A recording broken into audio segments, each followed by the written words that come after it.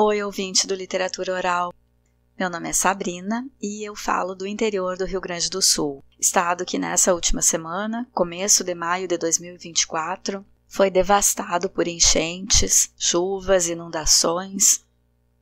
Agora é momento de ajudar quem precisa, mas se tu estiver escutando esse episódio distanciado do tempo dessa tragédia, vale aquela dica que já comentei aqui outras vezes com vocês. A gente precisa ser críticos na hora de votar, de escolher nossos governantes, entre pessoas que encarem as questões climáticas com responsabilidade.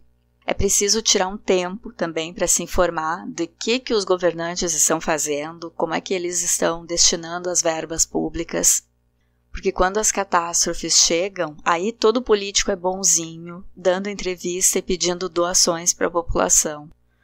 Enfim, não dá mais para dar holofote para negacionista. Gente que insiste que as mudanças climáticas são bobagem. Precisamos fazer a nossa parte na medida do possível. E aprendendo a viver esses novos tempos, em que hora a gente tem seca e calor de maçarico. Ora, a gente tem chuva que cobre cidades inteiras, como aconteceu essa semana. E este ano tem eleição para prefeito. Vamos ficar espertos. Bom, eu espero que você que me escuta esteja bem, esteja seguro e vamos que vamos.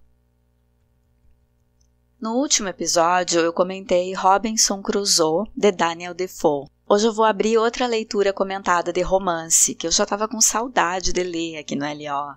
Vamos de escritora brasileira, Júlia Lopes de Almeida, com o romance A Falência. Eu tinha pensado em fazer esse episódio lá em janeiro, ia ser o primeiro do ano. Mas eu pensei, não vou iniciar o ano com um título de falência, né? E acabei deixando mais pra frente.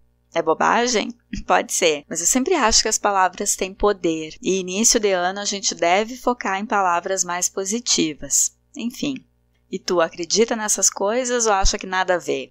Me conta nos comentários, aproveita e te inscreve no canal se ainda não for inscrito. E para o pessoal que me ouve nas plataformas digitais de áudio, peço que considerem se inscrever no canal do YouTube do Literatura Oral, para ajudar o meu trabalho. Porque o YouTube é a plataforma onde eu concentro os esforços, onde eu também posto aulas de literatura, enfim, onde eu vejo mais possibilidades de crescimento e visualização desse trabalho. Vamos começar falando sobre a escritora. Júlia Lopes de Almeida nasceu no Rio de Janeiro em 1862 e faleceu em decorrência da febre amarela na mesma cidade em 1934, o mesmo ano, aliás, em que ficou pronta a vacina contra a febre amarela. Então a gente pode imaginar que o Rio de Janeiro seja um cenário bem presente na obra dela. Mas Júlia também morou em Campinas, São Paulo, e em Lisboa, Portugal. Além de escritora, Júlia foi teatróloga e abolicionista. Como escritora, escreveu romances, literatura infantil, crônicas, peças e matérias jornalísticas. Ela foi uma escritora bem profícua, que escreveu bastante, publicou bastante. Na literatura infantil, ela foi pioneira no Brasil, publicando contos com a irmã Adelina Lopes Vieira. Ela casou com o poeta português Filinto de Almeida. Os 3 filhos do casal também foram escritores, uma família todinha de escritores, então. Um dos primeiros romances escritos por Júlia Lopes de Almeida foi publicado em 1888, com o título Memórias de Marta. 1888 foi um ano importante na história brasileira, porque em 13 de maio foi abolida a escravidão, com a assinatura da Lei Áurea pela princesa Isabel. O primeiro romance é uma autobiografia ficcional, uma narrativa em primeira pessoa de Marta contando sua vida. Marta é personagem de ficção, não existiu essa Marta. Mas o livro é narrado como se fosse uma história real, uma autobiografia. E já é muito interessante e diferente para a época, porque Júlia escreve um romance em que uma mulher é protagonista. Então é livro de autoria feminina com protagonista feminina, esse primeiro que ela publicou. É a história de uma menina pobre que viveu em Cortiço, no Rio de Janeiro, e cuja mãe criava ela sozinha, tendo de se virar para dar conta de tudo. Vejam que interessante e pertinente a temática que Júlia escolheu abordar no seu primeiro romance. Quem aí tá lembrando das Lavadeiras de Cortiço, de Aloísio Azevedo? Memórias de Marta foi publicado aos poucos no jornal O País, em folhetim, como era comum a publicação de romances na época. Júlia Almeida participou de sociedades femininas da época. Foi presidente de uma, patrona de outra e participou do planejamento da Academia Brasileira de Letras em 1897. Ela ia fazer parte da lista dos 40 imortais que fundaram a ABL, mas os outros fundadores, os outros 39, decidiram manter a entidade exclusivamente masculina e excluíram a Júlia. Homens. Eles se inspiraram na Academia Francesa, e lá era somente homens. No lugar dela, entrou o marido, Filinto. Que saco, né? Esse veto à participação das mulheres durou 70 anos, até 1977, quando foi aceita Raquel de Queiroz, a primeira mulher a ingressar na ABL. O romance A Falência foi publicado em 1901, na entrada do século XX, portanto. Pela época da publicação, o romance está inserido na transição entre o realismo e o pré-modernismo. Mas como será que era o Brasil nessa época? No começo do século, a economia brasileira era predominantemente agrária, com cultivo de café no sudeste, algodão e cacau no nordeste e extração de borracha no norte. Também é uma época de entrada de muitos imigrantes no país, europeus, japoneses, árabes. Desde 1889, o Brasil estava vivendo seu primeiro período de república. Então, quando Júlia Almeida lança A Falência, ela pode ter escolhido esse título pensando na derrocada de um regime político, de uma estrutura social que estava em mudança. Ao longo da leitura, a gente vai saber se essa falência do título se refere a uma pessoa ou empresa ou se pode ser metáfora para algo maior. Se a falência é da monarquia, por exemplo, que começa a ruir no final do século XIX. O Brasil de 1901 é terra de coronéis, de norte a sul, mas especialmente no sudeste começa a despontar a capital burguês e surgem as primeiras fábricas. Nos centros urbanos, os comerciantes detinham poder aquisitivo. Em 1901, Campos Salles era o presidente na Primeira República e o estado Acre ainda não tinha sido incorporado ao território brasileiro. Em 1888 aconteceu a abolição da escravidão, que a gente viu. Então, o ano da história é só 3 anos depois dessa abolição. Claro que a situação dos ex-escravizados não era boa. As pessoas conquistaram liberdade, mas basicamente não tinham nada para começar uma vida digna. A gente vai ver que a narrativa ainda tem palavras que associam uma carga negativa ao indivíduo de origem africana e que hoje nós sabemos que não é adequado usar. Por exemplo, o narrador se refere ao cabelo afro feminino como carapinha. Vamos ver como as pessoas pretas aparecem na narrativa e que outras questões essa obra provoca. Dessa vez eu não vou ler na íntegra, palavra por palavra do romance. Vocês sabem que a escuta aqui dos episódios nunca substitui a leitura individual que cada um vai fazer. Então, este romance em especial pede que vocês façam a leitura pormenorizada, porque nesse eu vou ler as partes principais, então vai faltar muitos detalhes. No gênero literário conto, pessoal, que é um texto mais enxuto, cada frase, cada palavra tem importância para o todo da narrativa. A gente diz que num conto nada é supérfluo. Já no romance, que é o caso do A Falência, um romance tem o que eu chamo de perfumaria, que são as descrições mais alongadas, detalhes de personagens que não são fundamentais para o entendimento da trama principal. É como perfume. Se a gente não usar, não chega a fazer falta, A pessoa está vestida. Mas com o perfume fica muito melhor, é o acessório que faz a diferença.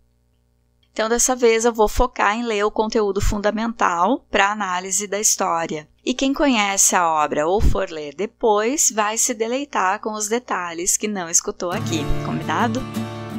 Vamos à leitura.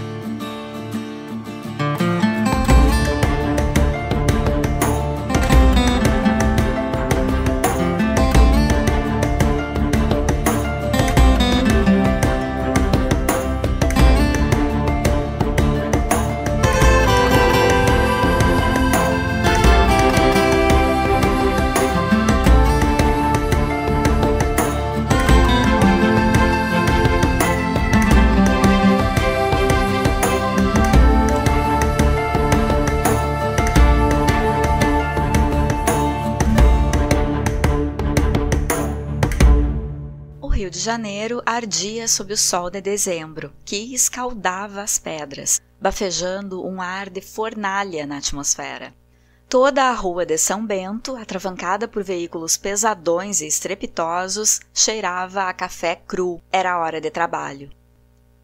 Entre o fragor das ferragens sacudidas, o giro ameaçador das rodas e os corcovos de animais contidos por mãos brutas, o povo negrejava, suando, compacto e esbaforido. A porta do armazém de Francisco Teodoro era nesse dia grande o movimento. Um carroceiro em pé dentro do caminhão, onde ajeitava sacas, gritava zangado, voltando-se para o fundo negro da casa. Andem com isso que às 11 horas tenho de estar nas docas.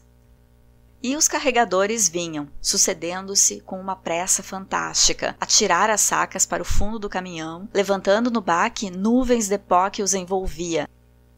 Uns eram brancos, de peitos cabeludos, mal cobertos pela camisa de meia enrugada de algodão sujo. Outros negros, nus da cintura para cima, reluzentes de suor, com olhos esbugalhados. Ao cheiro do café misturava-se o do suor daqueles corpos agitados, cujo sangue se via palpitar nas veias entumecidas do pescoço e dos braços. Os carregadores serpenteavam por meio de tudo aquilo, como formigas em correição, com a cabeça vergada ao peso da saca, roçando o corpo latejante nas ancas lustrosas dos burros. Transeuntes recolhiam-se apressados de vez em quando para dentro de uma ou outra porta aberta, no pavor de serem esmagados pelas rodas que invadiam as calçadas, resvalando depois com estrondo para os paralelepípedos da rua. Aqui, ali, acolá, pretinhas velhas, com um lenço branco amarrado em forma de touca sobre a carapinha, varriam lépidas com uma vassoura de piaçava os grãos de café espalhados pelo chão.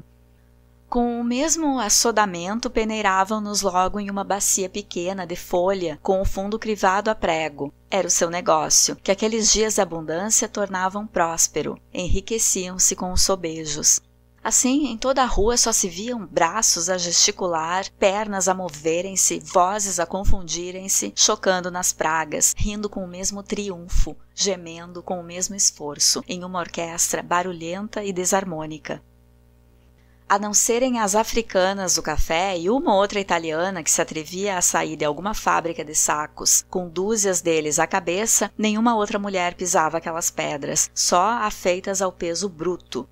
Dominava ali o trabalho viril, a força física, movida por músculos de aço e peitos decididos a ganhar duramente a vida. E esses corpos de atletas e essas vozes que soavam alto num estridor de clarins de guerra davam à velha rua a pulsação que o sangue vivo e moço dá a uma artéria, correndo sempre com vigor e com ímpeto. Já de outras ruas descia aquela onda quente, arfante de trabalho. Vinha da Rua dos Beneditinos e vinha dos armazéns da Rua Municipal, todos atulhados de café que esvaziavam em profusão para os trapiches e as docas, tornando-se logo a encher famintamente. Em uma ou outra soleira de porta, trabalhadores sentavam-se descansando um momento, com os cotovelos fincados nos joelhos erguidos, salivando o sarro dos cigarros, a saborear uma fumaça, olhando com indiferença para aquela multidão que passava aos trancos e barrancos, na ânsia da vida, num torvelinho de pó e gritaria. Dentro dos armazéns, a mesma lufa-lufa. No de Francisco Teodoro não havia paragem.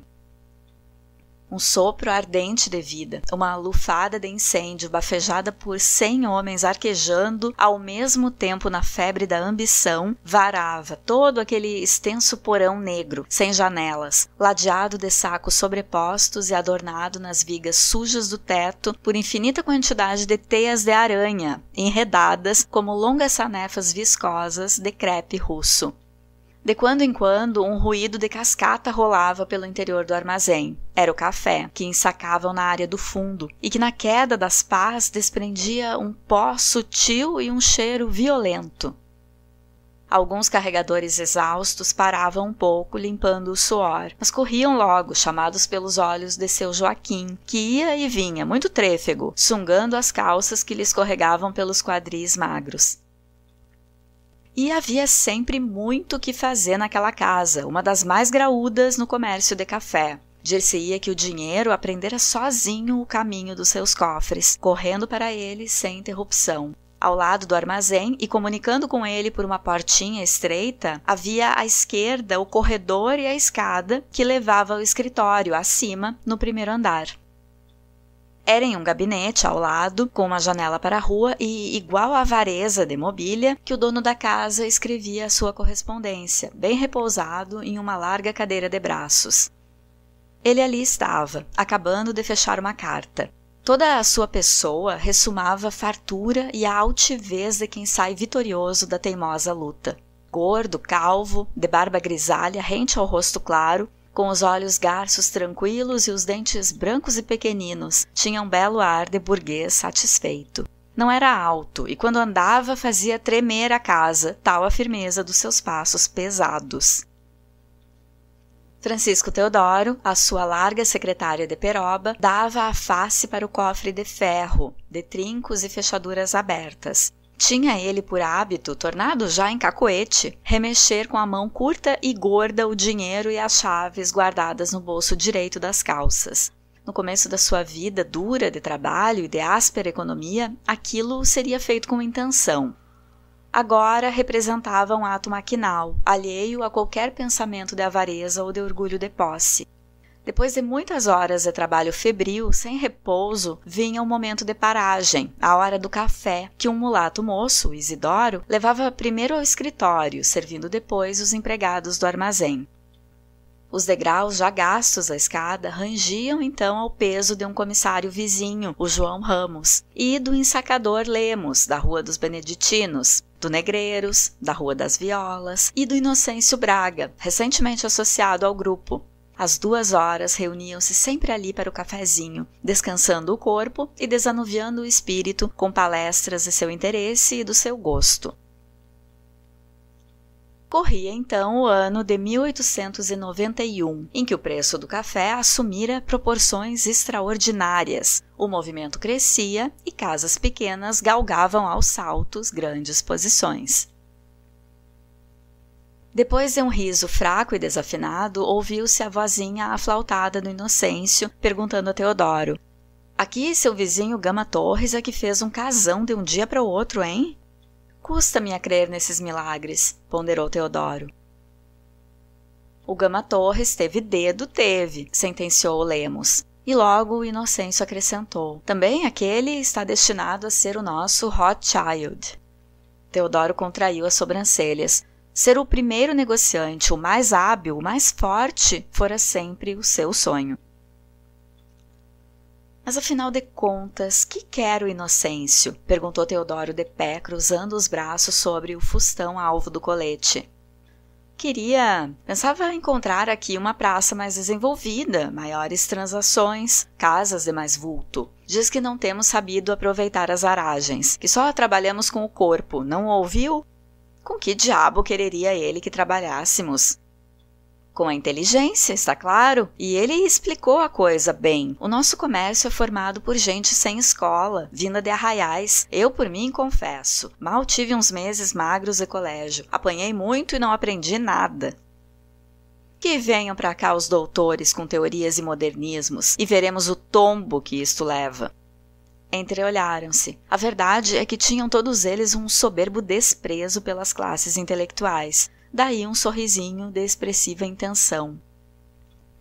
Mais um pouco de palestra sobre câmbio, transações da bolsa e assuntos lidos no Jornal do Comércio do dia encheram 1/4 de hora, que passou depressa. Por fim saíram, falando alto, dizendo que aquela casa cheirava a dinheiro. Francisco Teodoro foi dar o seu giro pelo armazém. Francisco Teodoro demorou-se um bocado na área vendo ensacar. Passou-lhe pela lembrança o tempo dos escravos, quando esse trabalho era exclusivamente feito pelos negros de nação, com a sua cantilena triste de africanos. Era mais bonito. As pás iam e vinham cantando num compasso bem ritmado, sempre seguido da voz. E agora mal se via um preto nesse serviço e ainda acham que as coisas se alteram devagar. Ia subir quando foi abordado por um dono de trapiche, o Neves, que vendo-o da rua, entrou para lhe pedir a freguesia, acrescentando para o estimular: agora mesmo venho ali do seu vizinho, o Gama Torres, que me tem mandado lá para o trapiche um número assombroso de sacas. Pensava no Gama Torres, de quem toda a gente lhe falava com elogio e pasmo. Aquele está destinado a ser o primeiro homem da praça, dissera-lhe o Inocêncio, e o Inocêncio era homem de bom faro e de êxito seguro em todas as suas previsões. Mas esse papel de financeiro e negociante forte entre os mais fortes fora o ideal de toda a sua longa vida de trabalhos, de sujeições e de amarguras. Seria justo que o outro, de um pulo, erigisse edifício mais alto e glorioso do que o seu, cimentado com lágrimas, com sacrifícios, com tantos anos de esforço e de labor? Na escada encontrou o mulato, Isidoro, com uma vassoura na mão. Cuidado, não me tirem as teias de aranha do armazém. Não, senhor, eu bem sei que aquilo dá felicidade. Fora, o sol avermelhava as fachadas feias e desiguais das casas fronteiras.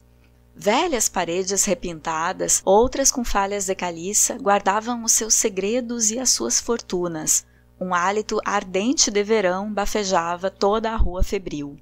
Os armazéns, pelas bocas negras de suas portas escancaradas, vomitavam ainda sacas e sacas de café, que as locomotoras e as carroças levavam com fragor de rodas e cascalhar de ferragens para os lados da prainha e da saúde, levantando do solo esmagado camadas de pó que espalhavam no ar cintilação de ouro.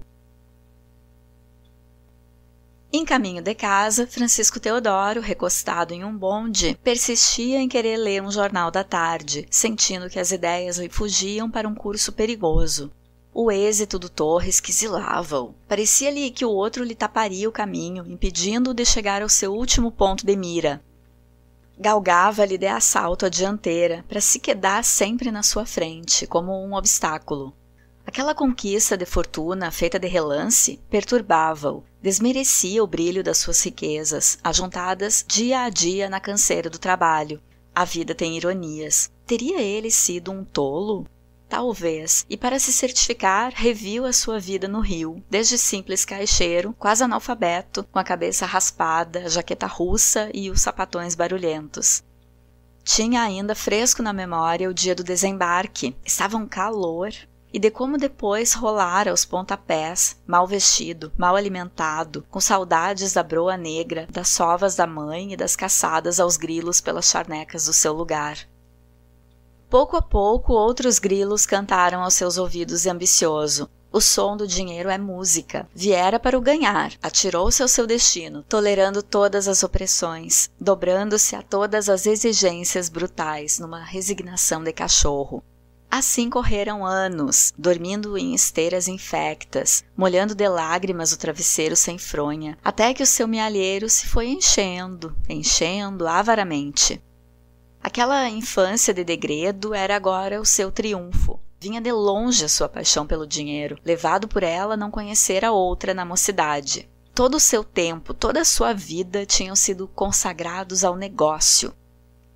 O negócio era o seu sonho de noite, a sua esperança de dia, o ideal a que se atirava a sua alma de adolescente e de moço. Não podia explicar como só pelo atrito com pessoas mal cultivadas ele fora perdendo aos poucos a grossa ignorância de que viera adornado. A letra desenvolveu-se, tornou-se firme e a sua tendência para contas fez prodígios, aguçada com o sentido na verificação de lucros. Relendo cifras, escrevendo cartas, formulando projetos e observando atentamente o seu trabalho e o alheio, tornara-se um negociante conhecedor do que tinha sob as mãos e um homem limpo, a quem a sociedade recebia bem. Não pudera ser menino, não soubera ser moço, dera-se todo à deusa da fortuna, sem perceber que lhe sacrificava a melhor parte da vida. Para ele, o Brasil era o balcão, era o armazém atulhado, onde o esforço de cada indivíduo tem o seu prêmio. Fora do comércio, não havia nada que lhe merecesse o desvio de um olhar. Essa retrospecção agradou-lhe, fixou vários períodos. O tempo em que morara em um sobradinho do Beco de Bragança, Embaixo e defronte, caixoteiros martelavam em tábuas de pinho, cujo cheiro dava ao beco imundo uma baforada fresca de floresta. E as marteladas que lhe importavam, se poucas horas estava em casa? De dia o trabalho, de noite o teatro ou a casa da Sidônia. O que seria feito da Sidônia? Devia estar por aí, em qualquer canto, e velha. Aos domingos na chácara do Matos, o solo, os jantares à portuguesa e a hospitalidade paciente da boa dona Vica. Tudo lhe girava na memória, suavemente, suavemente. Fora no conforto daquela chácara, vendo-se cercado de considerações, ao lado do amigo repousado e feliz, que ele sentiu a sua importância e se lembrou que deveria haver na terra outras delícias. Mas o seu coração, cansado de uma luta formidável, negava-lhe novas inclinações. A pátria esquecida não lhe acenava com o mínimo encanto. A mãe morrera, a sua única irmã tinha se recolhido a um convento, fechara-se uma porta sobre a sua meninice. Sentia-se só, começava a cansar-se e a enjoar as mulheres fáceis, com quem convivia em relações momentâneas. Mesmo a Sidônia enervava-o com seus arrufos e as suas denguices. Atirou-se a proteger as instituições do seu país, a andar com medalhões e fazer mordomias na beneficência. No fundo, não era só a distração que ele buscava, nem a caridade que ele exercia. Uma outra causa lhe filtrava na alma aquela vocação para o benefício. E a comenda chegou. Foi só depois de comendador que Teodoro se sentiu vexado daquela habitação e se mudou para um segundo andar da Rua de Candelária, que mobiliou a vinhático com exuberância de cromos pelas paredes. Achou ainda assim que à sua casa alegre faltava qualquer coisa. Um médico consultado aconselhara-lhe uma viagem à terra ou o casamento para regularização de hábitos. Ele achara cedo para a viagem, solidificaria primeiro a fortuna. A ideia do casamento parecia-lhe mais salvadora. Para que lhe serviria o que juntara se o não compartilhasse com uma esposa dedicada e meia dúzia de filhos que lhe herdassem virtudes e haveres? No seu sonho começou a esboçar-se a ideia de um herdeiro. Teria um rapaz que usasse o seu nome, seguisse as suas tradições e fosse, sobretudo, um continuador daquela casa da Rua de São Bento, que engrandeceria com o seu prestígio a sua mocidade, bem assente no apoio e na experiência paterna. O filho seria a sua estátua viva. Nele reviveria, mais perfeito e melhor. Esse ao menos teria infância, seria instruído. E tanto aquela ideia o perseguia que num domingo de sol abriu-se ao Matos, que acolheu com ar solene e discreto as confidências do amigo. Sei o que você quer. Tivemos aqui na vizinhança uma família que está mesmo ao pintar, gente pobre, mas de educação. A filha mais velha é que lhe convém, bonita e grave, muito digna. Francisco Teodoro murmurou, pois uma mulher assim é que me servia. O diabo é que elas vão de mudança para Sergipe. Então acabou-se. Não se acabou tal. Por enquanto estão hospedadas em casa de umas tias, no castelo. Ainda é tempo de lá irmos fazer uma visita. O resto fica por minha conta. Foi por uma noite escura que ele, já mais por condescendência que por curiosidade, entrou com o Matos na casa das senhoras Rodrigues, no Morro do Castelo. Quem abriu a porta foi a mais velha das donas da casa, Dona Itelvina, senhora alta e seca, muito nariguda, vestida de lãs pardas. Os outros ainda se cumprimentavam e ela já se sentava, erguendo o joelho agudo sob a costura. Não tinha tempo a perder. A outra senhora da casa andava por fora. Teodoro conhecera-a depois. Essa era toda confiante e muito religiosa. Tinha ido à novena do Carmo, com as duas sobrinhas mais moças e o irmão, o velho Rodrigues. Em uma sala vasta, quase nua, mal clareada por um lampião de querosene, viu Teodoro pela primeira vez Dona Emília, uma senhora bonita, de ar majestoso e olhos trêfegos, e as suas duas filhas mais velhas, Camila e Sofia. Camila fazia crochê perto do lampião. Sofia refugiara-se para um canto do canapé, queixando-se da cabeça. E a mãe começou a falar com ar de sinceridade, muito demonstrativa. A cada instante o nome de Camila saía-lhe da boca com um elogio. Era a filha mais velha e a mais instruída. pilhara os tempos das vacas gordas, quando o pai exercia um cargo lucrativo. Os dedos de Camila apressavam-se no crochê. Com certeza ela havia de ter errado os pontos e sentido os olhares de Teodoro queimarem-lhe a pele, que a tinha linda, de uma alvura azul de camélia. Dona Emília asseverava que a sua Mila, como a chamava em casa, esquecia-se das suas prendas, obrigadas pela necessidade a fazer serviços domésticos. Francisco Teodoro comoveu-se com a ideia de que aquela mulher, talhada para rainha, passasse os dias a picar os dedos na agulha ou a calejar as mãos com o uso da vassoura ou do ferro. Trabalhar é bom para os homens, de pele endurecida e alma feita de coragem. Olhou para a moça com veneração. Era bonita, alta, com grandes olhos aveludados, cabelo ondeado preto e uns dentes perfeitos, muito brancos, mas que ela mostrava pouco, sorrindo apenas. Da irmã Sofia, na sombra, mal se adivinhavam as feições. E dias depois, o Matos pedia a mão de Camila para o amigo. Casaram-se em um dia lindo. Depois a família partiu para Sergipe. O pai era coxo, mas levava a carteira gorda. A mãe com seu modo de rainha destronada e as irmãs iam bem enroupadas e todas tranquilas sobre o futuro de Mila e do filho mais velho, o Joca, por quem Teodoro prometera olhar e que andava por aí, à toa. A sua maior comoção fora ao entrar em casa na Rua da Candelária. Supusera sempre que ela apalpasse com sofreguidão todo o seu ninho, na alegria de ser a dona, a senhora de tantas coisas compradas para o agasalho do seu amor. Mas não, em vez de ir para o interior, Camila fora para a sacada. Ele acompanhou-a. Camila murmurava como quem fala só, se ao menos se visse o mar. Depois desse, vieram dias tranquilos. A mulher bordava almofadas para o sofá e emoldurava os cromos com musgo e flores secas.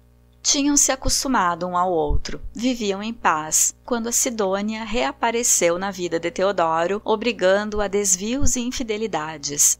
Nem a pobre Camila desconfiara nunca. Também nada lhe tinha faltado, e já devia ser um regalo para ela cobrir de boas roupas o seu corpo de neve, ter mesa farta e andar pela cidade atraindo as vistas, no deleite da sua graça.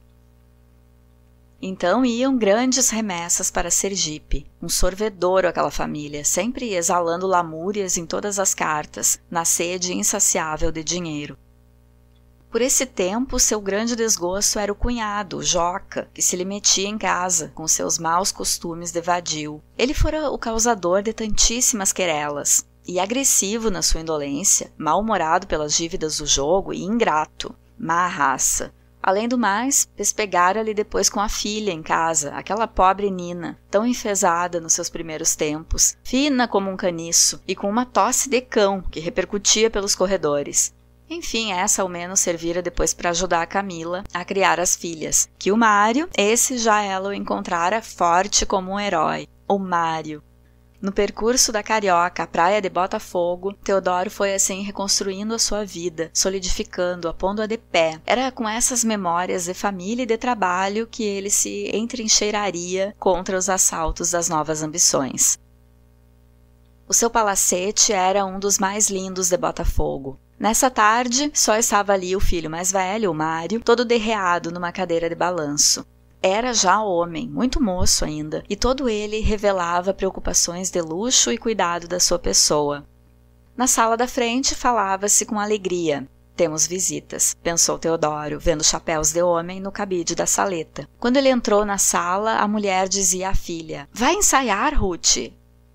A seu lado, sentado no mesmo divã, o Dr. Gervásio Gomes desenhava a lápis na carteira qualquer coisa que a fazia sorrir. Era um homem magro, nervoso, de 43 anos, trigueiro.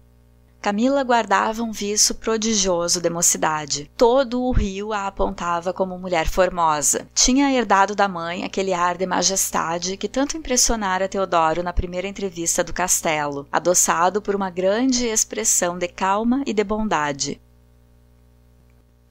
Francisco Teodoro foi direto a eles e cumprimentou-os sem se atrever a roçar os lábios na face da mulher, com todo o escrupuloso pudor das suas ações em família. Só o capitão Rino parecia escutar a música, olhando de esguelha para Camila. Abominava a confiança que ela dava ao outro, ao magro Dr. Gervásio, ali tão agarrado às suas saias, dizendo-lhe coisas que a faziam sorrir. Tudo naquele homem o irritava. Francisco Teodoro, nunca interessado por coisas de arte, nem mesmo pela música, quebrava a miúde as reflexões do capitão Rino, interrogando-o sobre assuntos do norte, de puro interesse comercial. Ainda vibrava no ar a última nota do violino, quando Nina, sobrinha dos donos da casa, entrou na sala, com seu modo simples que a tornava simpática a toda a gente. Não era bonita, tinha o nariz grosso e alguns sinais alourados na pele pálida. Só à hora do jantar, Mário se reuniu à família. A mesa, cheia de cristais e de prataria, tinha um aspecto festivo. O dinheiro, ganho à custa de trabalho, gosta de impor-se à admiração alheia. O dono da casa, refrescado no paletó de brim, não se cansava de elogiar os seus vinhos e aludia a miúde à excelência do cozinheiro. Havia sempre excesso de iguarias. À cabeceira da mesa, Francisco Teodoro gostava de, espalhando a vista por toda a longa superfície branca da toalha, vê-la bem coberta de coisas caras e vistosas. Assim comia com apetite, gostosamente. Era o seu triunfo na vida, que todo esse luxo representava, na única ocasião em que lhe sobrava tempo para admirá-lo. Ao café, no terraço, Camila declarou preparar um grande baile para o São João quando Ruth completasse os seus 15 anos.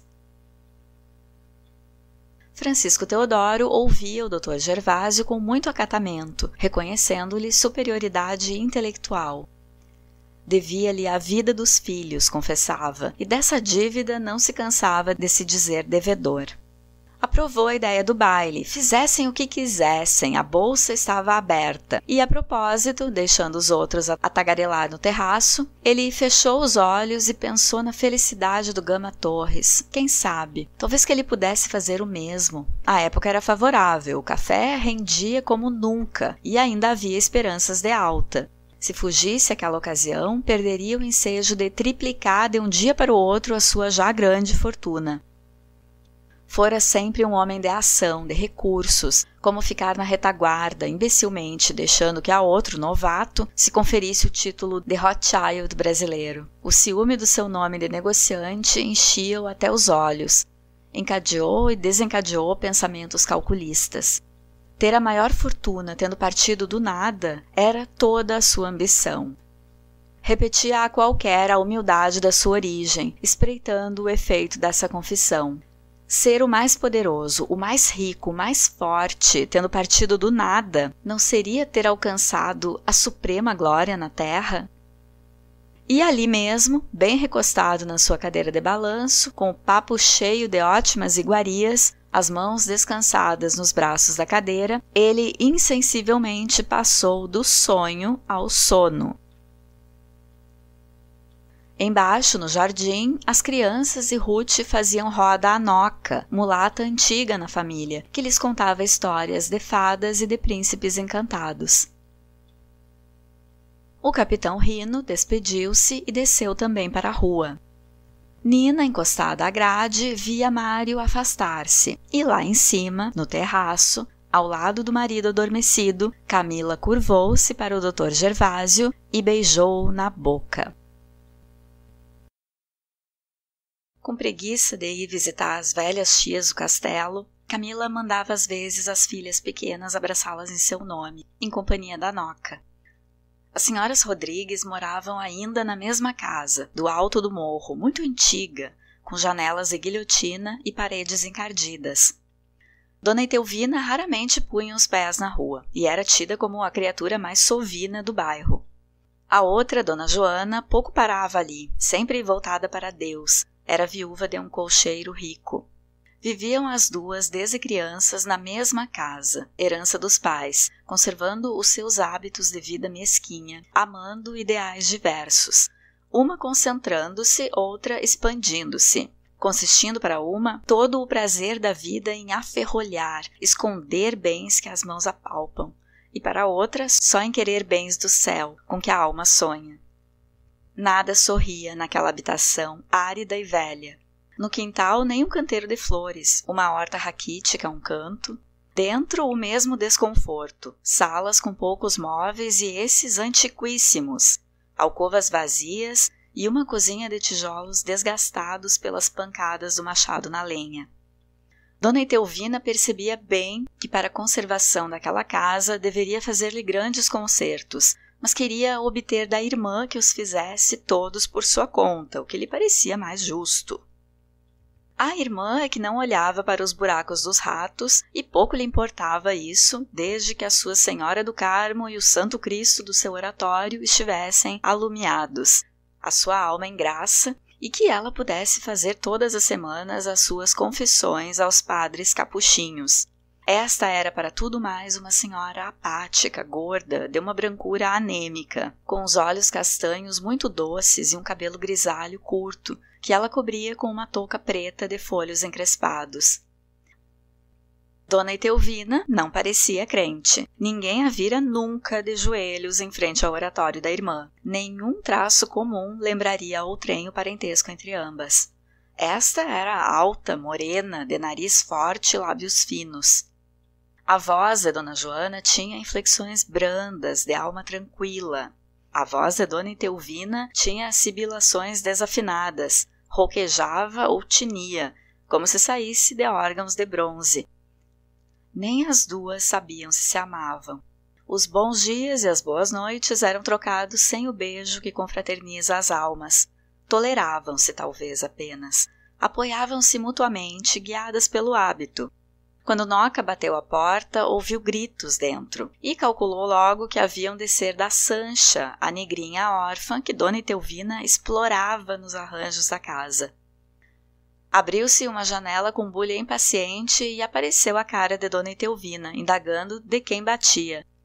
Dentro, a mulata explicou. Minha Mila mandou fazer uma visita e saber das senhoras como estão. Ela não pôde vir porque...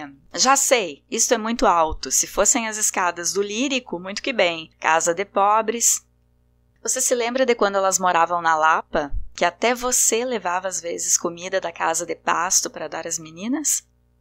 A mulata sorriu com ar contrafeito e modesto, lembrando-se que não fora da Lapa que ela levava os restos dos jantares da casa de pasto do amigo, mas que subira muitas vezes a ladeira do castelo com a trouxinha de carnes na mão para matar a fome de Mila e das irmãs, então hospedadas em casa de Dona Etelvina. — De quem é que você matava a fome, Noca? — perguntou uma das crianças. Dona Etelvina olhou para as duas meninas e não pôde conter-se que não exclamasse. Tanta gente com fome e tanto dinheiro desperdiçado em vestidos e crianças. Mila teve sempre propensão para o desperdício. Dona Joana saiu, anda pelas igrejas. Noca reparou, olhando para a alcova do oratório, aberta para a sala, que a lamparina estava apagada. Joaninha só vem a casa para comer e dormir. Tem quem lhe faça tudo.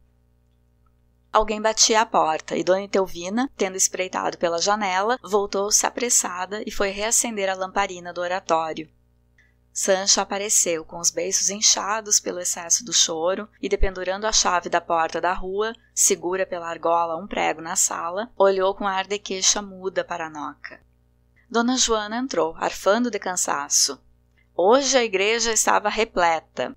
Ô Noca, Mila não vai nunca às solenidades religiosas? Bem... que não deixe perder a sua alma. Entretanto, eu rezo por todos. A pena que eu tenho é de me custar tanto a ajoelhar. Isso é cisma, resmungou Dona Etelvina, retirando-se para o interior. Noca aconselhou logo um remédio prodigioso, benzido com 5 cruzes. Ela sabia dessas coisas. Todos de casa consultavam. A botica era a chácara, com as suas folhas cultivadas umas, agrestes outras, conhecia-lhes os segredos, roubava-lhes os filtros mais sutis e aplicava-os acompanhando-os com orações especiais dos santos mártires. Era sempre a Noca quem avisava as pessoas da família qual o melhor dia para cortar o cabelo, para fazer uma viagem ou para tomar qualquer mezinha. Sabia as voltas da lua e traduzia os sonhos que lhe contavam com palavras de convicção inabaláveis. Criara todos os filhos de Mila, desde o Mário até a Biju, a pequena mais nova, já morta. Quando ela descia o morro, as crianças queixaram-se de fome e confessaram que não queriam voltar a visitar aquelas tias, que não lhes davam nada, nem um bocadinho de pão.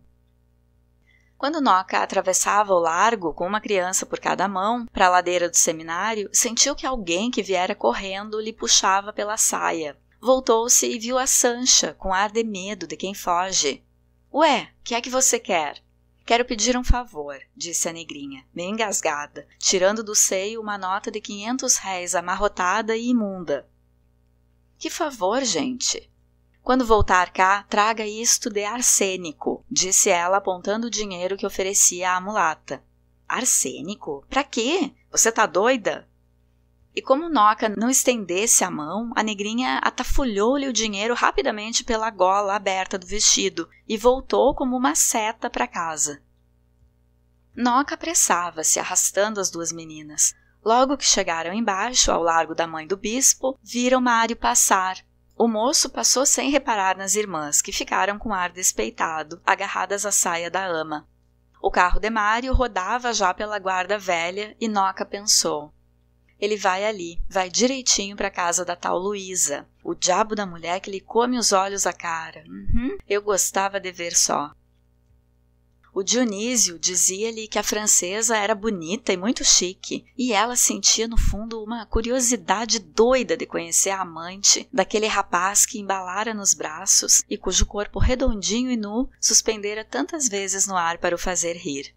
E fora uma criança alegre, agora não era. Pelo menos em casa mostrava-se tão arredio e tão sério. Noca suspirou e depois de um levantar de ombros, prosseguiu nos seus pensamentos. Afinal de contas, ele faz muito bem. A mocidade passa e o dinheiro foi inventado para se gastar. Ele gosta dela, acabou-se. Sabe Deus o que o pai teria pintado também. Agora fala e quer dar leis ao coração do filho. Ao mesmo tempo, sentia piedade pela Nina. Em casa, a única pessoa que percebera aquele segredo fora ela. Sabia, mas calava-se muito bem calada. Para que arranjar barulhos? Era tão boa a pobre, tão fácil de contentar. Bastava ver os vestidos e os chapéus que ela usava, tudo restos de Mila e de Ruth, que ela fuxicava a seu jeito. Nunca pedia nada, nunca se punha em evidência. Ninguém se lembrava até quando ela fazia anos. Talvez houvesse em casa um pouco de ingratidão para com a moça. Mas de quem era a culpa? Mário era um rapaz rico e de bom gosto. Havia de escolher mulher mais bonita, que fizesse vista numa sala. Noca adorava o Mário. Achava-o lindo, com o seu pequeno buço alourado e os seus olhos negros e pestanudos. A flor da família. Aquele saíra à mãe. A conselho do Dr. Gervásio, Camila tinha marcado as terças-feiras para suas recepções. Para esse, o portão da chácara estava sempre escancarado. Ele não faltava, ia vê-la todas as manhãs, almoçar no lugar de Francisco Teodoro, que almoçava sozinho 2 horas antes a um canto da grande mesa vazia. E ali o médico ensinava àquela gente o meio de se conduzir na sociedade, polindo-lhe o espírito, alterando-lhe os gostos, fazendo-a preferir o queijo que ele preferia, o vinho de que mais gostava, as aves e as caças com molhos delicados, de fino paladar. Com o pretexto de mostrar ao médico um anel novo, Camila estendeu-lhe a mão, luminosa de pedrarias. Ele segurou-a e, erguendo-a um pouco, observou. Tal qual 5 raios de sol. Sim, senhora, é muito perfeito este brilhante. Foi o primeiro presente de meu marido. Trouxe-lhe um livro. Versos? Não, um romance. Já leu? Já, trata-se de um amor um pouco parecido com o nosso. Então não leio. Sei que está cheio de injustiças e de mentiras perversas. Os senhores romancistas não perdoam as mulheres. Fazem-nas responsáveis por tudo, como se não pagássemos caro a felicidade que fruímos. Nesses livros tenho sempre medo do fim. Revolto-me contra os castigos que eles infligem às nossas culpas e desespero-me por não poder gritar-lhes: hipócritas, hipócritas! Leve o seu livro. Não me torne a trazer desses romances. Basta-me o nosso, para eu ter medo do fim. Não tenha remorsos, o nosso não acabará. Remorsos? Remorsos de quê? Pensa, Gervásio, que desde o 1º ano de casado o meu marido não me traiu também? Qual é a mulher, por mais estúpida ou mais indiferente, que não adivinhe, que não sinta o adultério do marido no próprio dia em que ele é cometido? Há sempre um vestígio da outra, que se mostra em um gesto, em um perfume, em uma palavra, em um carinho. Eles traem-se com as compensações que nos trazem. Isso tudo é vago e abstrato. Não importa. E as denúncias, e as cartas anônimas, e os ditos das amigas? Eu soube de muitas coisas e fingi ignorá-las, todas. Não é isso que a sociedade quer de nós? As mentiras que o meu marido me pregou deixaram sulco, e eu paguei-lhes com o teu amor, e só pelo amor. E assim mesmo, o enganá-lo pesa-me. Pesa-me porque, quanto mais te amo, mais o estimo. É uma tortura que parece que foi inventada só para mim. Gervásio não respondeu. Tinha o rosto contraído por uma expressão de ciúme. Passado um instante de silêncio, murmurou. É extraordinário. Nunca julguei possível essa dualidade no amor. Bem, levarei o livro. Adeus. Não vá, é cedo, suplicou ela, com o rosto pálido, iluminado de paixão. Fique, é tão bom. Falarei noutra coisa. Ensine-me a falar, Gervásio. Então, diga lá, amo-te. E ela ia repetir as palavras quando as gêmeas entraram ruidosamente.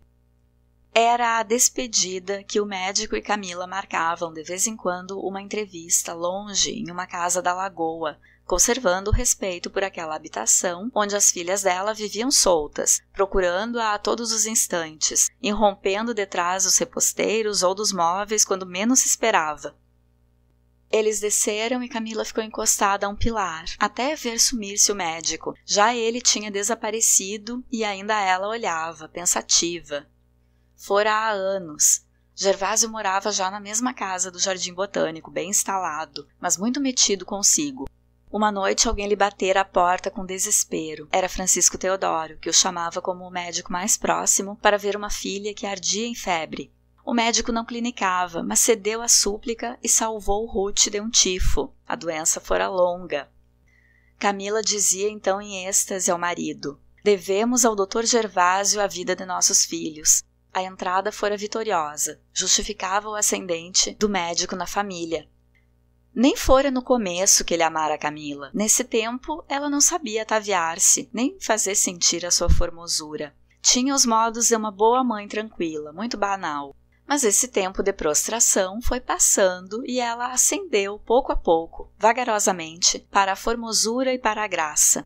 O médico via nela um reflexo perfeito da sua alma. Sentia-se voltar-se, subir para ele, e, absorvido nesse estudo delicado, apaixonou-se por ela. Para ele, aquela ligação foi uma vitória. Para ela, como que uma lei da fatalidade. Era porque tinha de ser.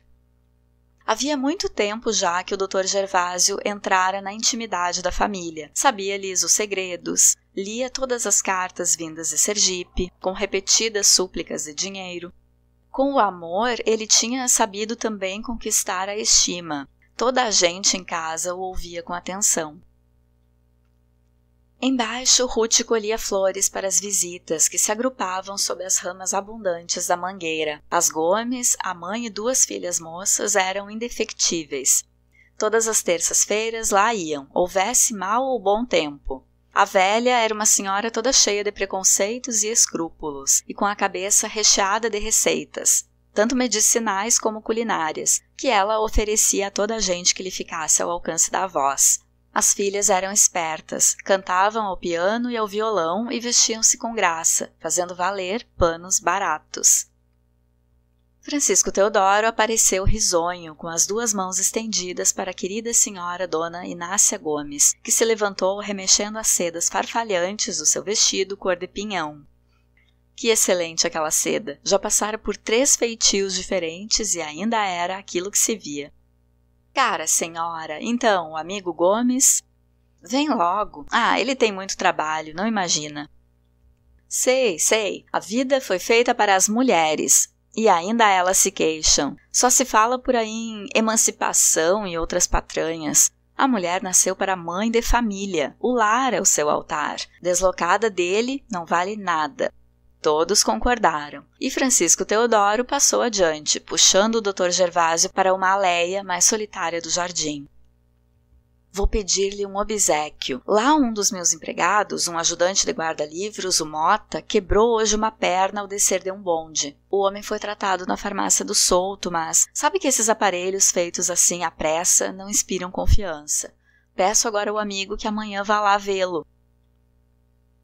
A sua Ruth tem feito as honras da casa, e como ela está crescida, já não lhe ficam bem os vestidos curtos. Não diga isso ao pé dela, apesar de que estou certa de que não toleraria as caudas. É muito criança e tem modos de rapaz. Não imagina, dona Inácia, que fantasia dessa menina. Não sei como se arranja, mas a verdade é que se encarapita nas árvores com o seu violino e faz gosto ouvi-la tocar lá em cima. Diz que é para fazer concerto com os passarinhos. Veja se eu a posso pôr de vestidos compridos, que horror!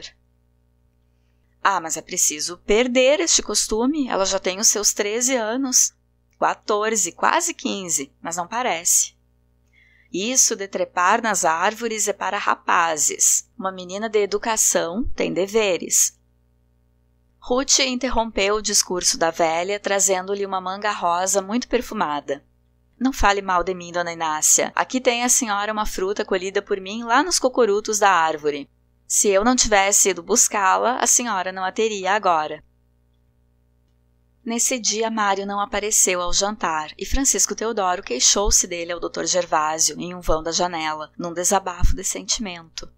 Gervásio ouvia-o calado, mordendo o charuto, dando-lhe razão, sem dizer, contudo, uma única palavra. A mãe tem um coração de pomba, incapaz de fazer nem pensar no mal. A bondade excessiva leva aos desatinos. Aquele filho é o mais velho, e ela encontrou nele toda a sua ternura. Não lhe leva a mal. É mãe. Repare que para com as meninas ela é mais severa. O doutor já observara isso mesmo. Nessa mesma noite ele aconselhou Camila a que fizesse a vontade do marido, reprimindo o filho. Ele conhecia a amante de Mário. Era uma francesa gananciosa, podre de rica, de cabelos pintados e carne mole. Não valia nada e arruinara muita gente boa. Camila prometeu que faria valer a sua autoridade materna e envolveu-se na conversação geral, fugindo daquele assunto irritante. O capitão refugiou-se em uma janela. Ruth foi ter com ele. O moço, ao princípio, não lhe prestou atenção. Seguia, através das cortinas, os olhares trocados entre Camila e Gervásio. Seriam todos cegos. Só a ele caberia descortinar aquele amor tão evidente.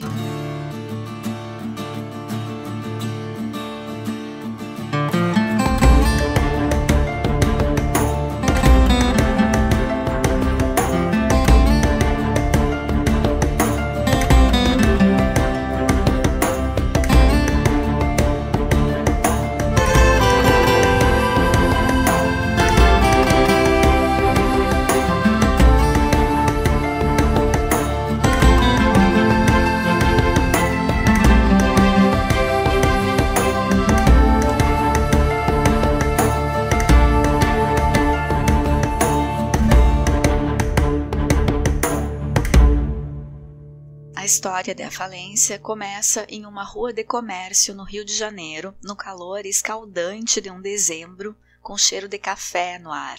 Consegue imaginar essa rua? Não tem asfalto, é chão de paralelepípedo.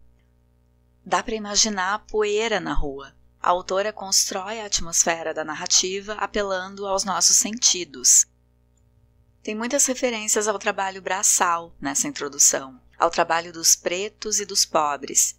Esse panorama imagético que o narrador nos fornece no início mostra os trabalhadores animalizados, como formigas. Júlia Lopes de Almeida mostra essa primeira impressão da cidade organizada e pulsante como um corpo humano, com as ruas cheias de trabalhadores carregando sacas de café como se fossem veias onde o sangue corre. A cidade está viva, pulsante com o comércio do café, mas não é um ambiente acolhedor ou agradável. Os pedestres precisam andar rápido, entrar em qualquer loja com medo de ser esmagados pelas rodas das carretas meio desgovernadas, porque os animais que puxam devem estar cansados do sol e do peso, e porque as mãos humanas que comandam esses animais são mãos brutas. Então, o início do romance é um cenário caótico, de pressa e de carregamento de peso e de pó. também é um ambiente predominantemente masculino. Uma ou outra mulher, imigrante ou ex-escravizada, aparecem fazendo o trabalho pesado. Depois de nos dar esse panorama da rua, entramos como que em cima de um drone em um dos armazéns de café. Você já tinha parado para pensar que essas imagens que os drones nos dão hoje, de entrar nas casas, sair pela janela, mostrar a cidade bem do alto, que os escritores já faziam esse movimento? Pois esse movimento de captar as imagens do alto e de perto já acontecia na literatura. Então, a gente já via na nossa imaginação, a partir da leitura, as imagens que as câmeras nos drones fornecem hoje. É bem nessas que começa, por exemplo, O Continente, o primeiro livro da trilogia O Tempo e o Vento, de Érico Veríssimo. A gente está pairando sobre uma noite fria em Santa Fé, a cidade onde acontece a narrativa, e vai descendo em frente ao sobrado dos Terra Cambará. E descemos até o chão, onde está agachado o José Lírio, o Liroca, de tocaia para atirar nos inimigos em quarentena no sobrado. E tu pode ouvir a minha leitura dessa introdução de O Continente numa gravação de áudio sofrível, mas bem feliz, que eu fiz com celular ainda, sem edição, quando eu nem sabia o que era podcast, mas estava pensando em fazer alguma coisa relacionada a democratizar a análise literária. Tá lá na primeira faixa bônus do LO, na playlist de faixas bônus. Eu adoro esse movimento de mostrar o amplo e depois focar em um ponto específico que os narradores fazem e que parece uma câmera. E é nesse movimento de câmera cinematográfica que a gente entra no armazém e casa de Francisco Teodoro, o burguês proprietário do lugar. O ano em que a narrativa acontece é 1891, quando a exportação de café está em alta. Eu costumo associar café a São Paulo, mas o Rio de Janeiro viveu também um ciclo da cultura do café, que teve o auge exatamente nesse período em que a autora situa a narrativa, fim do século XIX. Francisco Teodoro enriqueceu com o café, mas o narrador conta que no começo da vida ele trabalhava duro. Às 14h, outros empresários da rua se reúnem ali, no armazém dele, para conversar e beber um café, claro. Pela conversa deles, sabemos que esses homens que estão fazendo a economia do Brasil girar são portugueses que se estabeleceram aqui. Um deles, o Ramos, compara Brasil e Portugal e se queixa de como aqui nada funciona, nem os soldados marcham direito. Essa parte desse comentário dele eu não li, tá? Tô complementando aqui. Bom, esses amigos comentam com uma certa inveja sobre um vizinho, o Torres, que é brasileiro, que trabalhava como caixeiro viajante e de um dia para o outro construía um casarão. Um deles diz que o Torres será o Rothschild dali. Rothschild é um sobrenome de judeus alemães que eram proprietários de bancos na Europa. Tinham muito dinheiro, participaram dos negócios na Revolução Industrial, fim do século XVIII. Quer dizer, eu tô falando participaram, mas talvez os Rothschild ainda estejam por aí, as novas gerações. Nessa conversa dos amigos, eles comentam sobre a baixa escolaridade do período. O que predomina, mesmo entre os empresários, é pouco tempo de escola formal. Eles olham os intelectuais com suspeita e desprezo. É uma contradição que Francisco Teodoro tenha essa desconfiança de quem teve a oportunidade de estudar, mas que confie muito em médicos. Ele tem muito respeito e escuta o médico Gervásio, e antes desse, foi um médico que aconselhou a casar e ele obedeceu e foi procurar uma noiva. Então, ao mesmo tempo que na frente dos amigos ele se ressente dos intelectuais, na vida privada ele se deixa guiar por médicos. Vendo um funcionário varrendo, Francisco Teodoro lembra ele que não tire as teias de aranha do armazém. Ele é supersticioso. Mas o que mais esse pedido pode nos dizer? Que ele é preso ao passado, resistente a mudanças, talvez?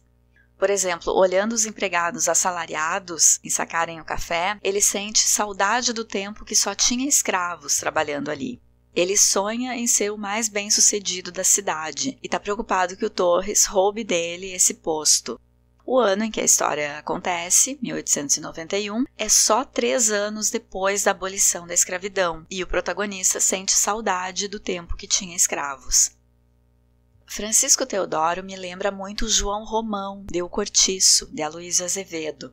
Aqui no LO, a leitura comentada desse clássico começa no episódio 44. Se não ouviu ainda, fica a dica para depois conferir. É um português que chegou no Brasil muito pobre para fazer fortuna, trabalhou duro, aguentou muita coisa, explorou muita gente, foi avarento, foi se lapidando no trato com os burgueses e se firmou como um empresário bem-sucedido.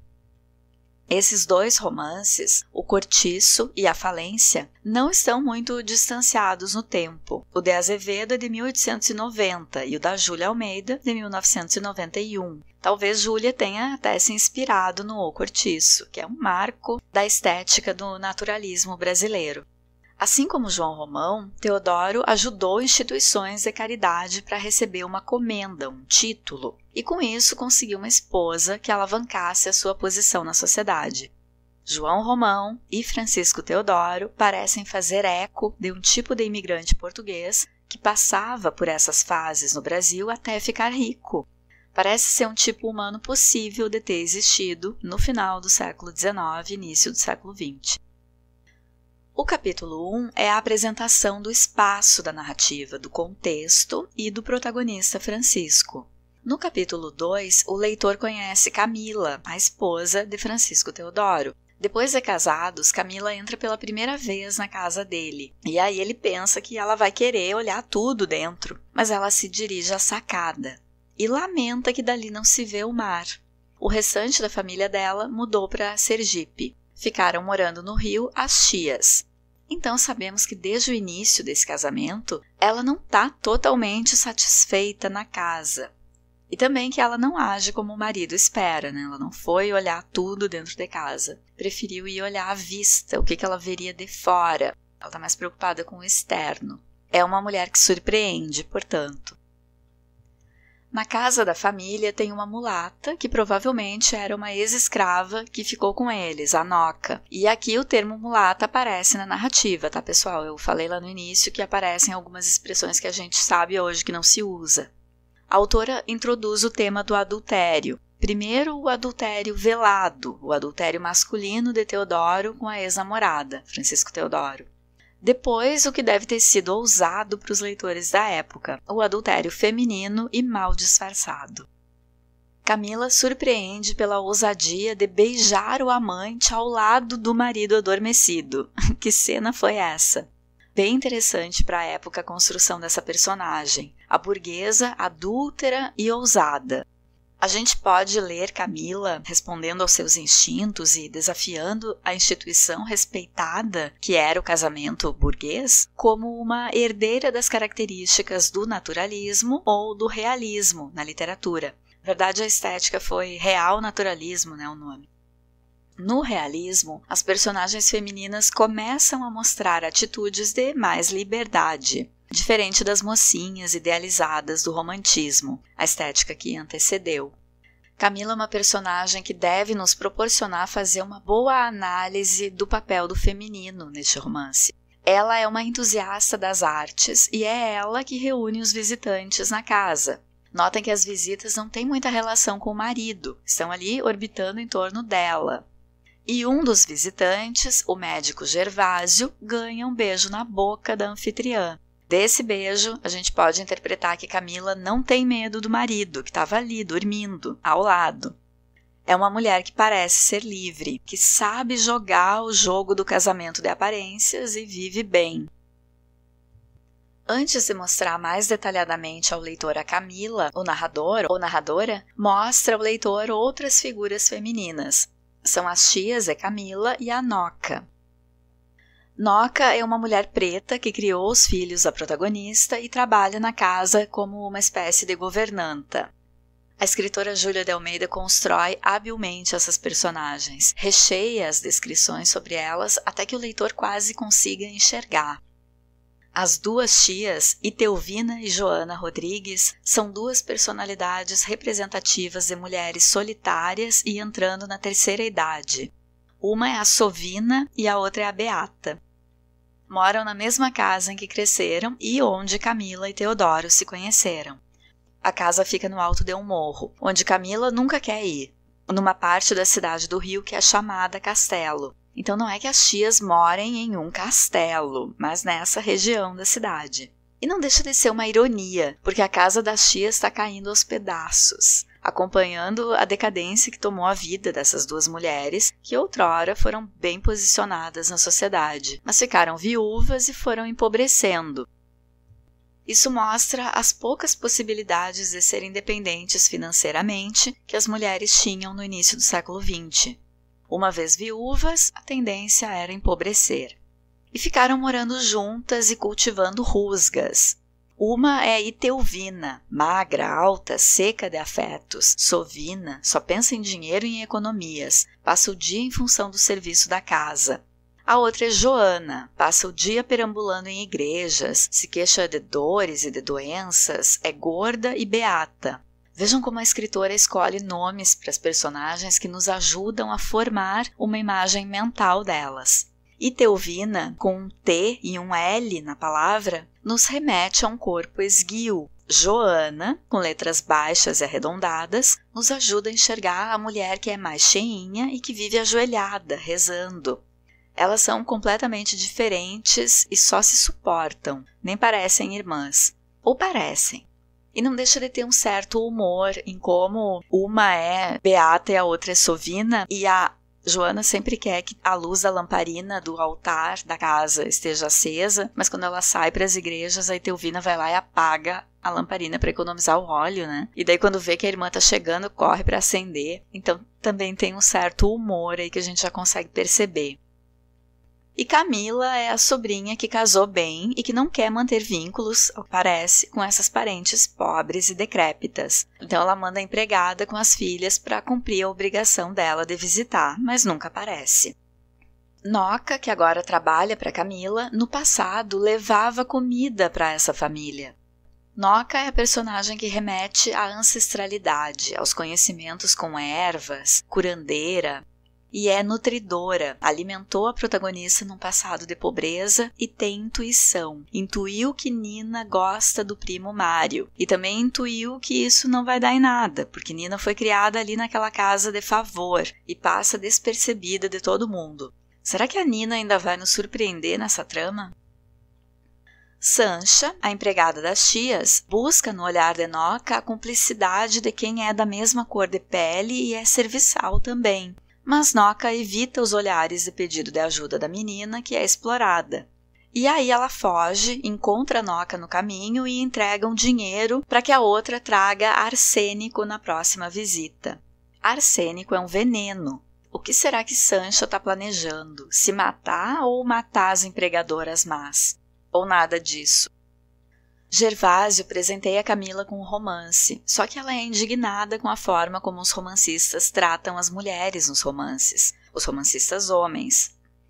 Camila não é inocente, ela sabe, por exemplo, que provavelmente o marido também tenha traído e então não tem remorsos do caso com o médico. Esse médico é o responsável por alçar a família a um outro patamar de refinamento, ensinando sobre coisas chiques. O marido é o capital financeiro, mas o amante é que provê o capital social. Camila age conforme a sociedade espera dela, mas não deixa de fazer o que ela quer. É uma personagem à frente do seu tempo, portanto. Diferente de Emma Bovary, do romance Madame Bovary, de Gustave Flaubert, Camila não gosta de ler romances, principalmente se for romance romântico. Ela não quer saber da história de amor açucarada, como se podia esperar de uma mulher da época. E enquanto Gervásio está apaixonado por ela, Camila vê o caso dos dois como uma fatalidade, dando a impressão de que ela teria um caso por tédio, fosse com quem fosse. É interessante como a autora Júlia de Almeida inverte os papéis comumente atribuídos aos gêneros nos romances da época e coloca o homem como apaixonado e ciumento e a mulher como prática. Sobre a correspondência com Madame Bovary, um romance de 1856, eu devo falar mais no próximo episódio. No final do capítulo 3, Francisco Teodoro chega em casa dizendo que vai falar com o médico Gervásio para aconselhar o filho, que ele não aguenta mais encontrar credores de Mário, que fazia dívidas em nome do pai para sustentar uma amante. Com isso, Francisco se livra de uma obrigação paterna, ter a conversa com o filho, deixa chamar sua atenção e transfere a responsabilidade paterna dessa conversa para o amigo, que na verdade é a amante da sua esposa. Francisco, que é esperto nos negócios, fez fortuna, dentro de casa é um tolo. Ou se faz, né? Ao encontrar a família do Gomes visitando a sua casa, Francisco emite uma opinião sobre o papel das mulheres, que era uma opinião corrente no tempo em que o romance A Falência foi escrito, de que mulher tinha que ficar dentro de casa. Todos ali concordam, mulheres inclusive. Na sequência, criticam Ruth, que é adolescente, por subir em árvores, dizendo que isso é atitude para menino. A sociedade do início do século XX, de acordo com o romance, tem bem marcado o que é para homem e o que é para mulher. A autora está interessada em mostrar a mentalidade da época sobre o que era considerado adequado às mulheres. E faz a sua crítica ao colocar essas opiniões na voz das personagens mais conservadoras. Inácia Gomes é personagem representante da mulher conservadora. Concorda que o papel de mulher é cuidar da casa, tem os papéis de homem e mulher bem definidos, que subir em árvore não é coisa de menina. Ela me lembra aquela ministra bolsonarista que dizia que menina veste rosa, menino veste azul. Para a filha Ruth, com 14 anos, Francisco já planeja casamento com um capitão que frequenta a casa, o Rino. Mal sabe ele que Rino está ali querendo a atenção da mãe da moça, Camila. Pessoal, por hoje fico por aqui. Este episódio rendeu. Aqui no Rio Grande do Sul agora é tempo de solidariedade. Eu tô gravando essa parte final dias depois que gravei o início, nos primeiros dias da tragédia, e segue chovendo e mais pessoas estão desabrigadas. Eu gravo primeiro a leitura, o miolo do episódio, e depois o início e depois o fim. E também é tempo de apontar os culpados, sim. Falar quem são os políticos que deixaram as pautas climáticas em segundo plano ou tiraram recursos das ações de preservação. A gente sabe bem quem são, os que deixaram passar a boiada para a Amazônia enquanto o mundo sofria com a pandemia de Covid. Não vamos deixar no esquecimento. Isso e muitas outras ações de negligência com o meio ambiente desde a ditadura.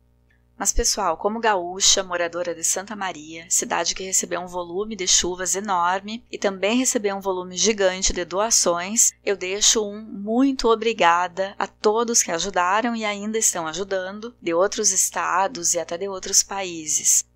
Vamos nos reerguer e aprender com essa tragédia. No próximo episódio, eu continuo a leitura comentada de A Falência, de Júlia Lopes de Almeida. Fiquem bem, um abraço.